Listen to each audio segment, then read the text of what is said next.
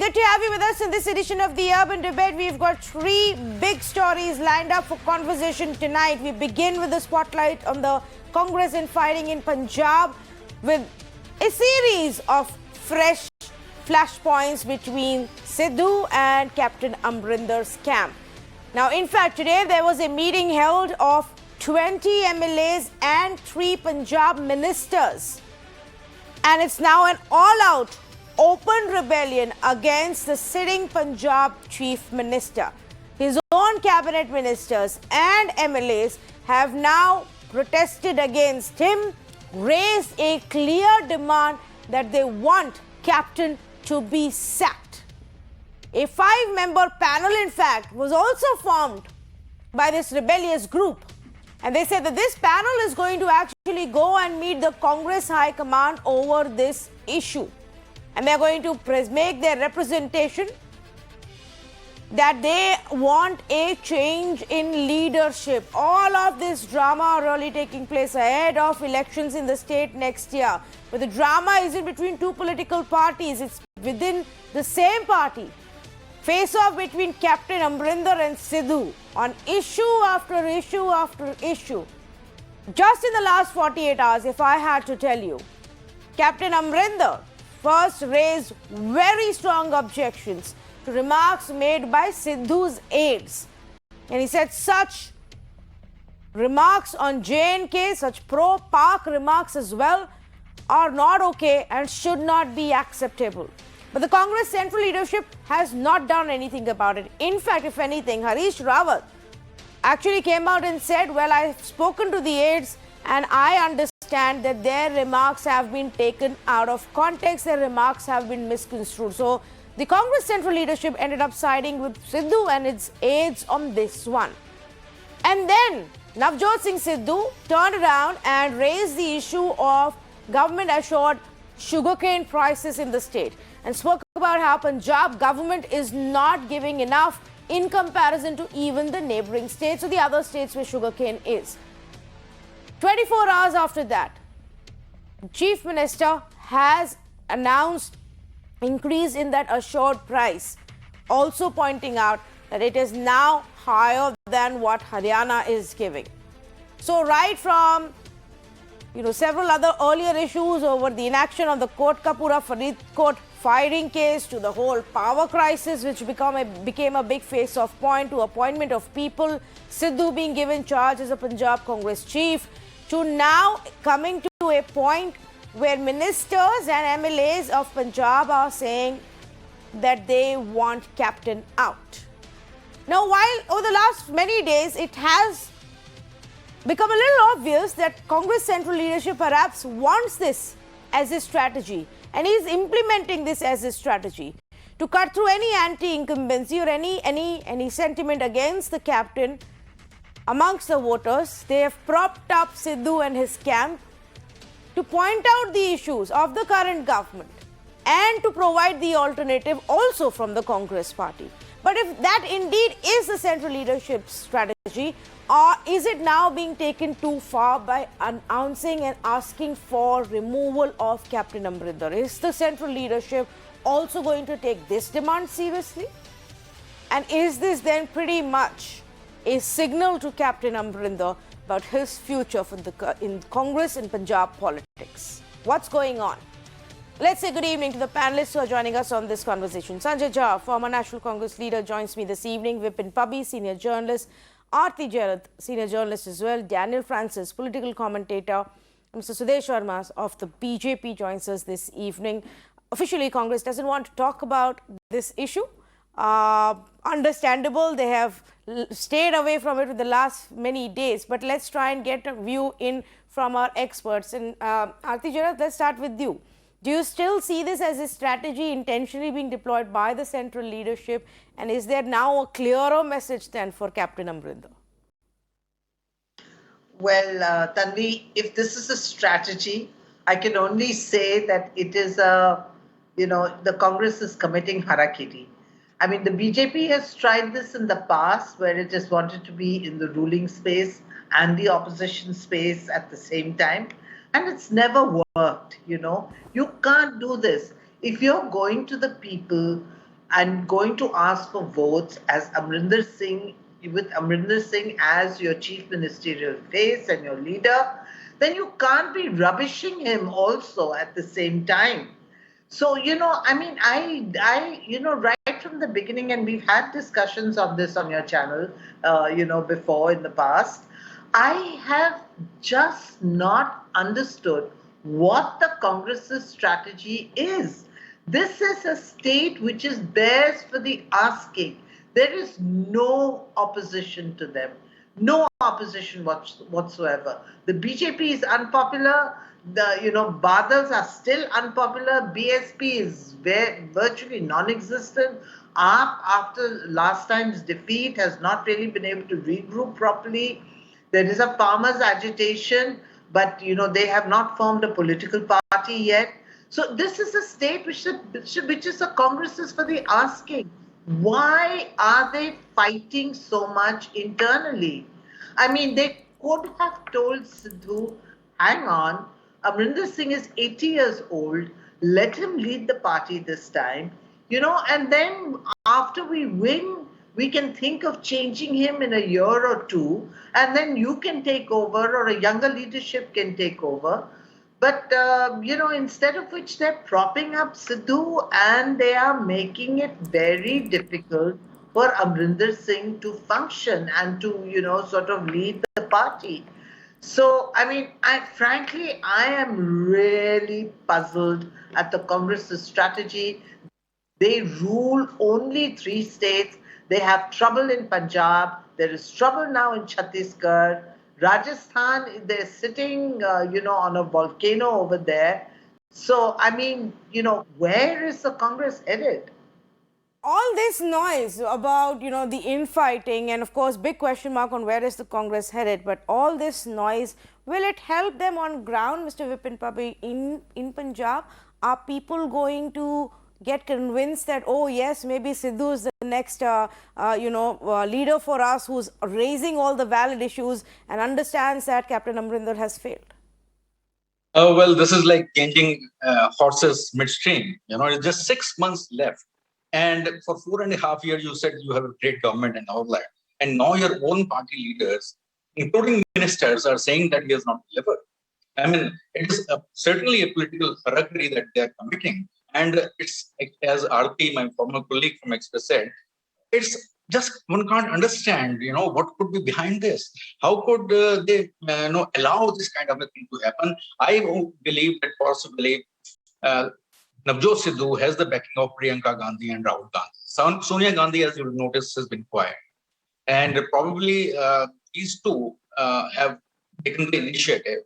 And Sidhu is supposed to be close to them. In fact, his Twitter profile photo has it with Sonia Gandhi and Rahul Gandhi, rather than Sonia Gandhi anywhere in the picture. So I think they are trying to, I would say, they might be encouraging it, because they're not proactively trying to tell Sidhu to hold his horses. They're just not doing it. Rawat is coming tomorrow. He has issued statements through media again. He had to call up press people to say, in my interview, saying that Sidhu should remain a little bit quiet. But it doesn't have helping Sidhu at all. And so every day there are statements, like yesterday, day before, it was about sugarcane. And once Captain Amarinder Singh said, okay, we will increase the price, he has very diplomatically said that the government has done well. He has not mentioned Amarinder Singh or our government or anything of that. The government has done well, so that is fine. But every day there is something or the other. He's critiquing the Amarinder Singh government. And there appears to be central government, or central leadership is just not speaking out. It's just not holding Navjot Sidhu back. And it is certainly going to damage the Congress. There is no doubt about it. Yeah, what explains that fact? Political analyst, commentator Daniel Francis is with us. What explains the fact that the central leadership just doesn't seem to be making an attempt to rein in Sidhu? I mean, the only reason we see could be that they don't have any more faith in the captain. Well, it's a very interesting thing that what is the political leadership in the Congress really thinking. But I think this is a gun that the Congress High Command or the Congress First Family had created, which is actually backfiring on the Congress altogether. Because the kind of statements that he's making, and Sidhu has gone completely rogue. Means I think he really feels so confident about the Gandhis backing him, and his whole mission is about taking Captain down on a daily basis without thinking about the consequences or whether this will affect elections in Punjab or not. The whole one really imagines whether the silence of the Gandhis about this issue is whether it is complicity in just bringing Captain down. Is Sidhu only kind of hired, or his only brief at the moment is to bring Captain Amarinder Singh down, or to lead Punjab in the next phase of post elections. But Congress cannot afford the silence of the Gandhis anymore in Punjab, because they need to really act, because this daily squabbling is making space for other political parties. Like Aarti said, that they are having a complete freedom in Punjab to get elected the second time. Everything is going well for them. Their adversaries are not doing as well as they are doing. But you just imagine the state of affairs of the Congress. They rule 3 states, and everywhere there are 2 warring camps fighting aggressively. Just that in this state, it's become so open, and Congress is unable to check it. But the silence of the Gandhis the Punjab Congress will pay a huge price for they are not been able to step in at the right time. So you are saying they are correction. unable to check it? You were convinced that they are not able to, or they choose not to? I think they're choosing not to. Yeah. I think they're choosing not to, because I think the family itself has, kind of vested interest, because the way they went after Captain when Sidhu wanted to be the PCC chief, and that whole drama was unfolding, so on and so on, the way they backed them. This is not a time that you choose whom to back and how to back. And, you have a sitting chief minister who's a stalwart of the Congress party, without even calculating that upsetting him may cost them politically. It's very difficult to fathom what has happened to the political mind of the Congress party in the governments that they are. We saw today like how the chief minister of Chhattisgarh and T.S. Singh Dev were here. A stable government going very well. You're allowing this squabbling and this fights and infighting going everywhere. You have nothing to save, and whatever you have to save, you're not able to save, is something that really concerns me. But if Congress doesn't put its act in place, the Gandhis don't put their act in place to save Punjab, and if they lose Punjab, I think it will be, in Indian politics, it will be a very, very big kind of a case study of how to lose a state that you've already won. That you've already won, where you have strong, state leadership, and then you seem to have completely lost the plot there. Sudesh Sharma, that's great news for your party. You don't have to make any efforts, even in places where Congress does seem strong, it self-destructs. Actually, you see, while we have reasons to comment on developments in other parties, it's basically Congress on doing. You see, it shows that the family is finding it very difficult to get along with Captain Amarinder Singh, and they're trying to irritate him. At the age of 80, when he's ready to give leadership, they're just saying, no, get out. And we have our man Sidhu, who is 20 years younger. So they want him to become the chief minister. As simple as that. You can see the writing on the wall. They feel perhaps that maybe they can irritate Captain so much that he will resign on his own, and then they have their man in the saddle. But to talk of issues, the kind of issues which Mr. Sidhu has raised, sugarcane farmers issue, the kind of anti-national slogans whose advisors have given, all these things would not make Sidhu stand in good stead. You see, it's basically the shadow boxing has come in the open. shadow boxing of Rahul and Priyanka Vadra. It has come in the open, and the best bet is Sidhu now. Let's see how it fans out. But notwithstanding anything, it definitely tells a lot about the leadership of the Congress, that they're hell bent on destroying their own created man, Captain Amarinder Singh. Never seen before, so blatantly, so open, and it is highly condemnable. Well, then why don't they just directly say that he is not in the running anymore? We're just going to make Sidhu the future. Sanjay Jha, why is the Congress even unable to take that stand very clearly? You know the inside runnings of this party. Where is the hitch? Well, Tanvi, I don't blame Sudesh, my dear friend, for actually gloating on today's show. I mean, in fact, I think he's being very charitable to the Congress by saying that they could do better to protect their own citadel. Yeah, there is a reality that we cannot dodge anymore, Tanvi, which is that the Congress party has got a PhD in harakiri. And as everybody has already said on your show, I'm sorry I got a little late coming in, but the fact of the matter is that we were in a pole position. And I think when I say we, I'm referring to the Congress while I remain a suspended member. The fact remains that if you have given away Karnataka and Madhya Pradesh on a silver platter to the BJP because you could not keep your flock together, including Puducherry before the elections, what does it manifest? It manifests the fact that there is a complete absence of organizational leadership. And the Congress party doesn't have a passion or a hunger for a fight. Now, I can tell you this, I have criticized Sudesh and I have gone into a lot of slugfests in the past, and I oppose his party ideologically and in politics. But the one thing I have always admired about the BJP, when they have been in opposition, they haven't given a chance to the ruling government if they see even a whiff of an opportunity.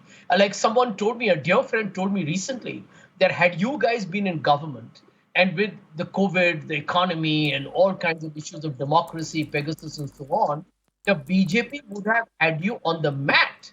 And I agree that Sudesh Verma's party makes a brilliant opposition. I think they are not so good in governance. That's another story. The fact of the matter is that the Congress party is proving to be a monumental disaster. Now, I can tell you, I know some of the people involved in what's going on in Rajasthan and, what is happening now in Chhattisgarh. What does it tell you, really? It tells you basically that the Congress leadership is not able to inspire the trust of its own very senior leadership. And these are, by the way, the few regional satraps in Rajasthan, Sachin Pilot and Ashok Gehlot. And you can see what's happening in Punjab, and the same things happened in different parts of the country. What is really the reason why we are struggling? There is a lack of decisiveness because there is no authority. And I will give you the next piece that I'm writing on, Tanvi. I will read it out to you on your show. The BJP has won 2 Lok Sabha elections. The BJP is in the majority of states. And guess what? They have 4 people at the helm of affairs, or at least 3. Mr. Modi, Mr. Shah, who are extremely formidable and popular. They're election winners by far. And they have Mr. JP Nadda. The Congress party, the largest opposition party, has no precedent for the last 2 years. Now, these are symptomatic of a deeper fault line within the party. You've got some wonderful, political analysts on your show. I don't want to monopolize too much of the time, but I need to confess very publicly, Tanvi, the Congress is letting down crores of its followers who voted even if he got 52 seats. And in politics, you win and lose. It's okay. The BJP was 2 seats. It bounced back. I think the Congress needs to recognize that, there are people who want a good opposition. They want a robust opposition. But if you're going to let your own house collapse like a house of cards, you're actually becoming a threat to democracy. I would worry if I was the BJP, because the BJP may actually stumble because of this own political hubris that I have no opposition and 2024 is a done deal. So that's not the way Indian democracy will get strong. And I would hope that even now it's better late than never. But the Congress party realizes that the only way to sort these problems is the way I would have done it if I had been the Congress president. Called Mr. Sidhu, called the captain together and had a face-to-face chat a couple of months ago and said, listen, what do you want? What do you want? No, Let's kind of but they get it took a going. decision. But they took a decision. That's the whole point. It's not that they have, looked the other way, just like in Rajasthan for the longest time they have. Aarti Jaira, they took a decision here. They said, no, we're going to make Sidhu the Congress chief in Punjab. We're going to give him the power that will allow him to make noise, that will allow him to decide on tickets, that will allow him to decide on candidates. He's appointed people who've had a history with Captain, who've, had face-offs with Captain in the past. So he is doing everything to, poke at Captain Amarinder, and this has the blessings of the Congress leadership. So this is the point, that is the Congress leadership just looking the other way and allowing Sidhu to go on needling the captain because they don't like the captain, and they feel that the captain should be put in his place and that he should be diminished, so that ultimately the leadership passes to Sidhu? Or is it just that the Gandhi's writ no longer runs? I am really now coming to this belief that the Gandhi's writ, they don't have the authority anymore in the party. Nobody is ready to listen to them. And what's happening is that personal ambitions, personal greed, selfish, political, sort of motives are taking over, and party loyalty be damned in the process. Nobody gives a damn about the Congress party as a party because the leadership does not inspire any kind of loyalty towards the party. And I think that this is really the essential problem. And, we're talking about Punjab today, but we cannot ignore what is happening in Chhattisgarh. And as I said earlier, Rajasthan is a volcano waiting to erupt. And, depending on what the outcome is in Punjab, if the Congress fails to win in Punjab, it will open a Pandora's box, in these, the two states where the Congress is still in power, and across India where the Congress still has a presence, including Karnataka, by the way, which goes to, polls in 2023. So, I am really, it just foxes me that the Gandhis don't see the writing on the wall. I mean, I think everybody can see the writing on the wall. But I don't know, are the Gandhis living in cuckoo land, or are they, locked in an ivory tower and they, sort of feel that, that they have the divine right to rule and that everybody in the Congress will follow, their thing? Because their writ doesn't run anymore. Sidhu, they had told Sidhu that, you will be made PCC chief, but, go easy. We have to win this election. But it hasn't stopped Sidhu. So, Sidhu is it a case, okay, uh, interesting point that you make. Is it a case, Vipin Pabi, where Sidhu is no more even listening to the Gandhis, whose blessings is how he started this off? Yes, Tanvi, in fact, I would like to point out that in the previous assembly elections, 2017, it was all Captain Amarinder Singh show. There were no Gandhis. In fact, they had a little negative impact. And therefore, only Rahul Gandhi came to a couple of constituencies. No MLA candidate was willing to have Rahul Gandhi campaign in his constituency. So that was the kind of a situation. And even now, Gandhis are certainly not at all popular in Punjab. Captain Amarinder Singh has a pan-Punjab image, and he had been, he's quite a popular Chief Minister as a person also. But the Gandhis perhaps maybe having these younger Gandhis could be having a kind of a grudge because they were never considered. They were considered bachas by Captain Amarinder Singh. He was very close to Rajiv Gandhi and Sonia Gandhi. So maybe this is one of the reasons they have it in their mind, or they are trying to experiment with their own by putting in a youngster and then maybe trying to win the state. But overall, the strategy is very poor. It is unbelievable that Congress would be doing this kind of a thing 6 months short of the elections.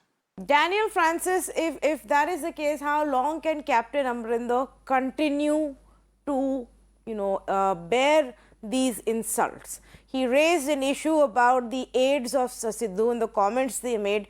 The central leadership has outright dismissed it. There was a comment that came from Harish Rawat on camera yesterday saying, I spoke to those guys, they explained it to me, I think their remarks have just been misconstrued. No action has been taken. He is now claiming that he will take action himself. But how long is he going to just bear insult after insult then? See, any person, any leader who's been elected on his own merit, who has the power to elect a government on his own record or his own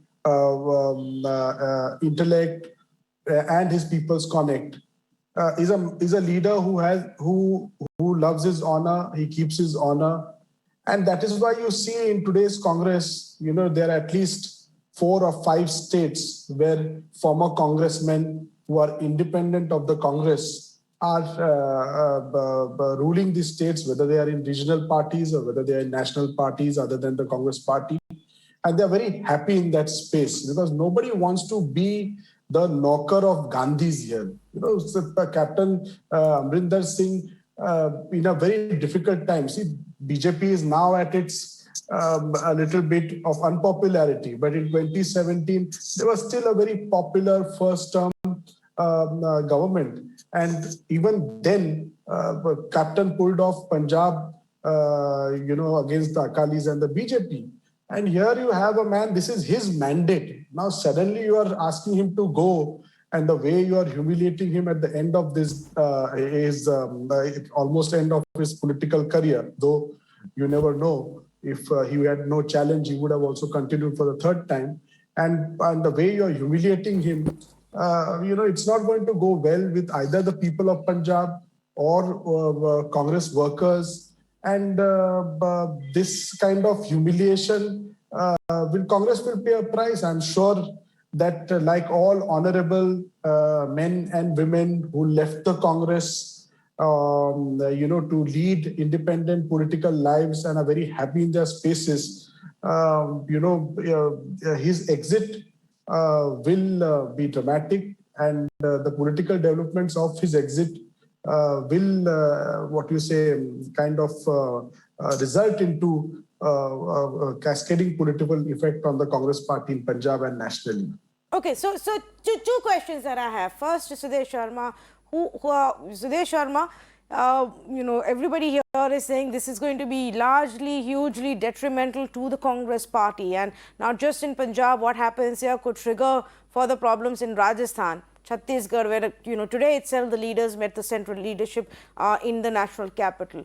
But who benefits? I don't see any of the other parties, not your party at least, gaining traction in Punjab. Will anybody be able to benefit out of this? You see, very frankly speaking, Tanvi, I cannot make any tall claim here. Because you see, in Chhattisgarh and Rajasthan, where we are facing the Congress directly, naturally whatever happens in the Congress negatively is going to help the BJP in any case, because BJP is a very strong force in those 2 states. In Punjab, of course, we are trying. We have our best chance this time because we don't have the baggage of the Akalis, and we are going to contest on our own. So naturally, we will contest more number of seats, and we are likely to win more seats than we ever won before. So we would stand, politically BJP, this is the way BJP progresses. Whether you say the history in West Bengal, whether you say in other places also, this is there because we are not just, doing politics for today. It's a long-term politics, but the way Congress is doing is something that should not be done in any political party. That your president, state president, is trying to create trouble for the chief minister. And the central leadership is not able to assimilate the aspirations of 2 people. If 2 aspiring leaders, if you are not able to balance and, take care of that, how are you going to aspire to rule the whole country? It's a very, very complicated and difficult task. And of course, Back-Sidhu is a part of intra-party politics, isn't it? But if you're not able to manage because of your own aspirations to dislodge someone, because Sidhu is not doing something on his own. Everyone in politics knows that Sidhu is loose cannon. You see, his ambition hopping from one party to the other, in the BJP, when he was in the BJP, of course, in the BJP is such a huge party. And you don't tolerate loose cannon. BJP doesn't allow that. So he was more disciplined. Now that he has gone to the Congress, he is doing whatever he wants, and definitely has support of Mr. Rahul Gandhi and Priyanka Vatra. Without that, he cannot do so. So it is for the Congress to understand how they're going to solve their own problem. They set their own house in order. The BJP's politics does not depend on what is happening in the Congress. We have our own agenda and very clear ideological agenda, and we are going ahead with that. And on the plank of nationalism or a strong, Bharat, definitely Sidhu would not stand any chance. The way his, supporters have spoken about Kashmir and Pakistan, nobody in Punjab also will accept that. Let's take that point that you made, and you said that Sidhu can only do all of this with the blessings of Rahul and Sonia. Sanjay Jha, do you agree that are they still backing him as he makes all of the politically incorrect noises? Tanvi, I was not the fly on the wall when I think Mr. Sidhu had a meeting with the Gandhis, but it is a public fact, and everyone knows that the captain did not get an audience. And I think everyone on your show is pertinent and to the point when they say that it is the captain who won the last election. Now, he is the political brand who basically pulled it off for the Congress. And I want to tell you, I remember the exit polls before the 2017 results. Many of them predicted that AAP would upset the Congress there. So, end of day, he was fighting a lot of headwinds, including a very, very victorious BJP that had barely lost anything. If you remember, in the last elections in 2017, when the results came out, the BJP swept Uttar Pradesh and Uttarakhand. And in Goa, well, they were second to the Congress. So the BJP was still performing very well despite demonetization and so on and so forth. So the fact of the matter is that the captain delivered for the Congress in difficult times. And I always believe, you don't have to be a genius to know this. We are all students of, politics and history and management, that political leadership is about ensuring that your team huddles up together all the time.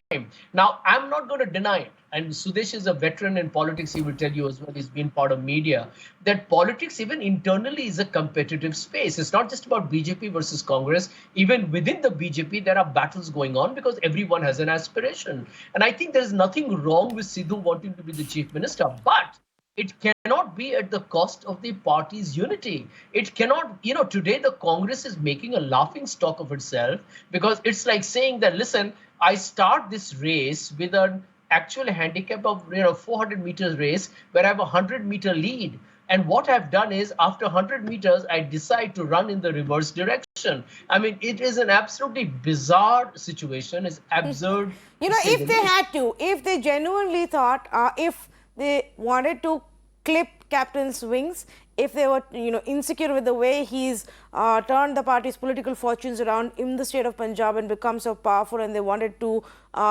stop that, or if they thought this was anti-incumbency is going to be a problem for them, it will be a challenge, or if they thought that he's too senior, too elderly now, they need to look at the next generation, they need to train the next generation, then they should have done it at the right time. They should have moved like the BJP moved in the state of Karnataka, brought in a change, moved out Yedurappa much ahead of elections, and nipped it in the bud to say, well, here is the next run. Yedurappa continues to advise, continues to stand by them, but he can't obviously be their chief ministerial face for 2.5 years later. Yes, Sanjay Jha. Tanvi, look at the BJP. In Assam, they had a reasonably popular chief minister in Mr. Sonowal. Yeah. They brought about a change, bringing in Hemanta. And let me tell you, both of them have a political career because they're younger people, right? And yet that transition, there may be some internal stress. Forget that. We can only speculate on it. But on the face of it, it has been an absolutely seamless transition. In Uttarakhand, they had 3 chief ministers in a space of months. But I don't see anything getting derailed out there. I'm sure there is a lot of internal, infighting there as well. I think it's a question of the kind of faith that the top leadership inspires. And I need to say it out publicly, the elephant in the room is that the Congress party does not have a chosen leader. There is a de facto president and Mr. Rahul Gandhi. I think that, again, is something that everybody knows. But you can't run the grand old party that has governed India for 54 of the 70 odd years in this casual and, in my opinion, allowing it to meander and drift the way we are. It has is inexplicable and, in my opinion, unforgivable. Yes, Sudesh Sharma. Tanvi, you see, interesting issue, that there is a possibility, factionalism is a part of politics. We are all students of politics. It's not something new. It can happen in any party. There can be conspiracies also. So the role of the leadership is to listen to the conspirators and try to resolve the issue. But what happens if the leadership itself becomes conspirator? Then the others become the tool to put their conspiracies in place. In such a situation, how is politics going to run in democracy? It's a very, very difficult situation the Congress has put itself in. And you see, it's very difficult because, you see, people will become old, they are mature, they will give their advice, they will lose their shine as, very active leaders. This happens in every party. So their transition will come. But how do you affect this transition? That is the beauty of politics, isn't it? That is how you do it. Yes, okay. We've had so many conversations about the weakness, the lack of direction within the central leadership, what the Gandhis are doing and the top other leaders are doing, and why they are not able to move on beyond Gandhis. And example after example of how they seem to be just messing it up more. It's so much so that I have now found it difficult to even find one person who can come and defend any of their decisions, even though it's fully playing out in everybody's public view of what is happening in the state of Punjab. Let me though say also good evening to somebody who hopes it will benefit them, and that's Ahbab Singh Grewal, spokesperson for the Aam Aadmi Party from Punjab. Mr. Grewal, great news for you guys. You don't have to do anything if Congress continues to just, fight amongst themselves, raise the issues that you would want to raise. They themselves are raising those issues of their own government.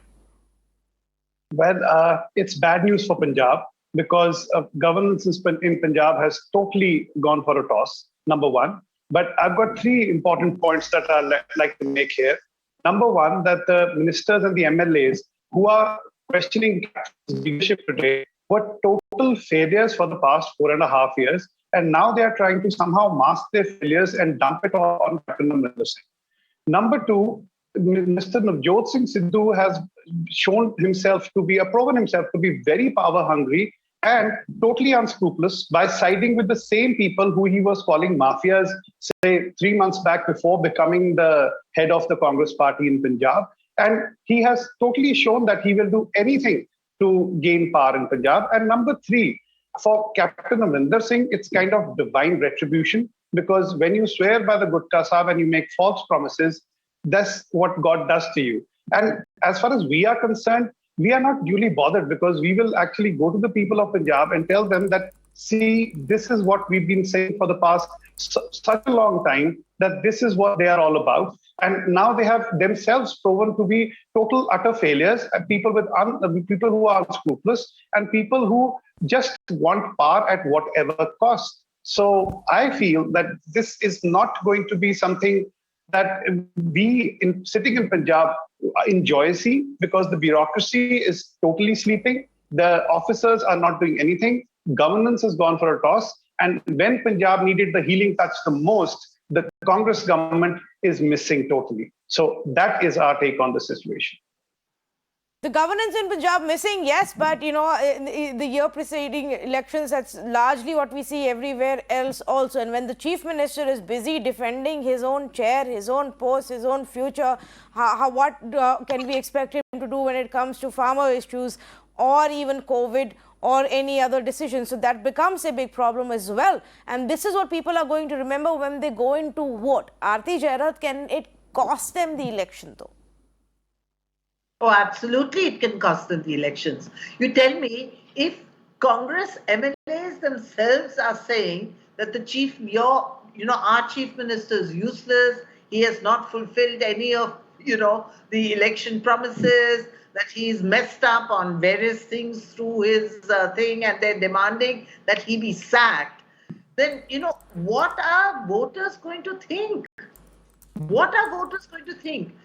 So let's go back to 2017. 2017, the Badals were really unpopular. They had done 2 terms in office. There were allegations of corruption against them, of nepotism, and so on and so forth. The BJP, okay, Modi was still popular, but this was a state assembly election, and the BJP is a very junior partner in, Punjab. So clearly, it was a vote against the Badals. The AAP came like a storm, and it looked like the AAP would actually win Punjab, but the AAP got bogged down in a lot of controversy about support from Khalistani elements, the fact that it didn't have a face. And I think within Punjab, there was a fear that this was an unknown quantity. And, it's better to go with a party that's safe, like the Congress, which is a known. I think the entire establishment in Punjab decided to back the Congress. And in any case, the captain is a popular man and he was leading the party. So they decided to back the Congress. Now tell me today, the establishment in Punjab, I'm talking about the establishment that is the religious, sort of institutions, the traders, the businessmen, the bureaucracy, all these people, if they look at this Congress, which is in complete chaos, in shambles because of the infighting, I mean, are they going to vote for this party? And the unfortunate thing is, the options are also not, there are no options available for them. I mean, it is, one of those really peculiar situations where I think it's very difficult to predict the outcome of this election. Because, the options, the alternatives for people who are dismayed at what is happening in the Congress, the alternatives are also not very clear. I mean, AAP has not yet created the kind of waves that it managed to do 5 years ago. So unless the AAP really picks up in the next 6 months, I don't think it is necessarily an alternative. So, what will happen is that the factionalism in the Congress is going to play out, and you may see a really surprise winner emerging, from this whole mess that we're seeing in Punjab today. Well, I completely agree with you. Just, of course, also 6 months still to go. Mr. Vipin Pabbi, a lot can change. Maybe the AAP becomes more aggressive, more visible, puts all its might in Punjab. Maybe Congress party figures a way out of this. Is there a possibility that they still can win this election? Well, it is actually getting very, very difficult. Till 2 months ago, it was a clear case, victory for them. But they are trying to hand it over to other parties. And what is happening now is that Akalis have again become very active. Although the farmers are still not very happy with them, but at least they are proactively into campaign mode already. So is the Aam Aadmi Party. They are also coming up, with their plans and all that. And the Congress busy only in their infighting. I think the focus is now shifting on other kind of coalition. Shiromani Akali Dal has already got into a coalition with the BSP. And, there are 34% Dalits in Punjab, although that doesn't mean that all that will be translated into Akali votes. But then this combination of, Akalis, from one side and Aam Aadmi Party also asserting itself, Congress is putting itself in a very, very difficult situation. It'll be, it's anybody's game now. Just after 2 months when, everything was supposed to be safe for Congress. Abab Singh wanted to make a point before I wrap this up. Go ahead, please. Well, the only point I wanted to make was that Ms. Yaratha was partly right. Last time around, these people got together. Mr. Gujral has been on record saying that we supported the Congress because we didn't want the AAP. And they played all dirty tricks. There were bomb blasts, there were Beadbi, there were murders. And this time around, Punjab's population knows better. And Punjab's people are seeing what these both sides have been doing with them for the past such a long time. And this time around, we will prove that Punjabis know better and they will choose better. Okay, completely out of time. We'll wait and watch how it goes. But more and more people beginning to believe that it's a case of an election that could have been easily won and now has become a close call. What happens in the next 6 months, one wonders. The silence of the Congress leadership, and if they believe this is a strategy to somehow counter Captain Amarinder and still be able to win Punjab, there are not too many who are convinced with it. Maybe the Gandhis need to relook at this strategy. The noises are getting louder and louder. Every day, Navjot Singh Sidhu finds one issue to attack Captain Amarinder, not the rivals, to attack his own party's leader, to attack his own chief minister. Every day his aides are making comments. Now you have ministers, sitting ministers of the Captain Amarinder cabinet. Maybe they fear that their underperformance would have meant they are out of the cabinet. Maybe they fear for their own political future. But whatever be the reason, they are speaking out and demanding that the chief minister be sacked. MLAs of the state are demanding that the chief minister be sacked. The entire drama is to attract the attention of people against the failures of Captain Amarinder. How does the party hope that by doing this, they will actually be able to win elections in Punjab? One wonders. Thank you so much for joining us on this conversation.